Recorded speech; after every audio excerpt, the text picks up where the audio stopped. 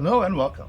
I'm Joe of Many Trades, and this is FOOC, Fisker Ocean and Chronicles, where we try to avoid getting fooped. Today, we'll talk about the time I fooped myself. I hit a curb, broke the front door control arm, and turned the CV axle into a two-piece assembly that Fisker definitely did not design. So the question is, can this orphan EV get unfooped with owner-sourced parts, driveway diagnosis, and a professional alignment reality check? Okay, let's launch into this.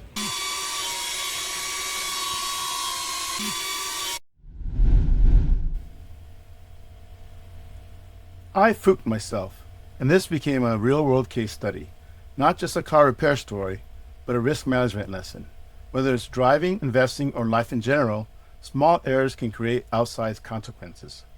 Here's where it happened. I was going around this corner where there was a bus stop, and I caught the curb jutting out, and the passenger front wheel became the impact point.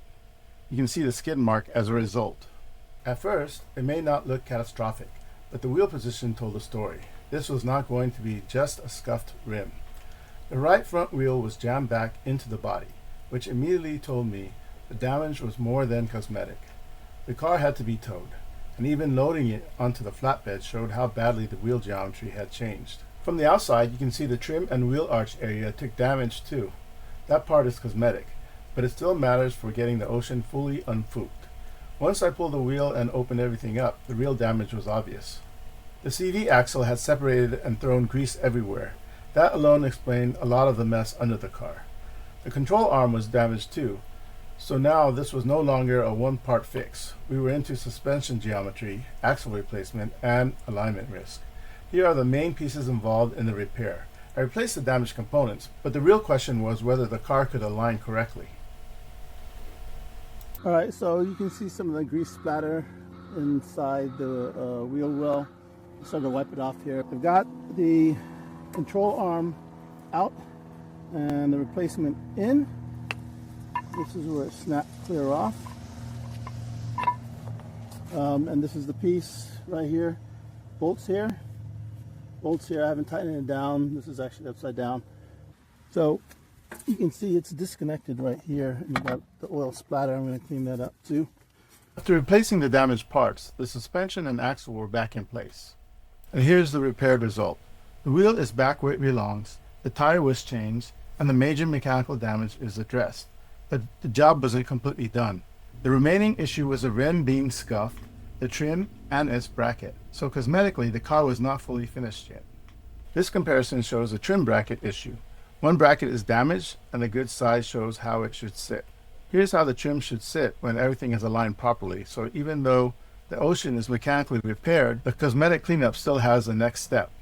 Alright, so looking at this on the other side, this is clear cut, almost straight. I thought it was two pieces, but this part is either crumpled into there, but I don't have that anymore. So I'm going to have to do something with that, as well as the end of this that I think got crumpled in. But we'll take another closer look. This is where the lesson becomes bigger than the car. A single curb hit turned into a repair decision involving parts, availability, time, insurance, and control. You could have saved $417.90 with your $500 deductible. Why didn't you file insurance? Because the deductible math was only part of the decision. This isn't a normal repair situation. Fisker doesn't have a normal parts supply chain right now, and an insurance repair process isn't necessarily going to go on eBay and owner-source parts the way I can.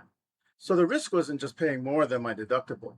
The risk was losing control of the repair path, waiting weeks or months, getting stuck because parts weren't available through the normal channels, or having the car pushed toward a total loss decision because the repair process couldn't source what it needed. So you paid more to control the process? Exactly. Sometimes the cheapest option on paper is not the lowest risk option in real life. And that's the risk discipline lesson? Yes, risk discipline isn't just avoiding mistakes. It's understanding the trade-offs after something goes wrong. In this case, insurance could have transferred some financial risk, but it also might have taken control of the process. This started as a curb hit, but it became a decision about cost, time, parts, uncertainty, ownership, and control. The math mattered, but the situation mattered too. Thanks for watching. Drop a comment if you would have filed insurance or paid more to keep control. Do you think the car would have been totaled? For more real-world case studies like this, launch the YouTube algorithm for me.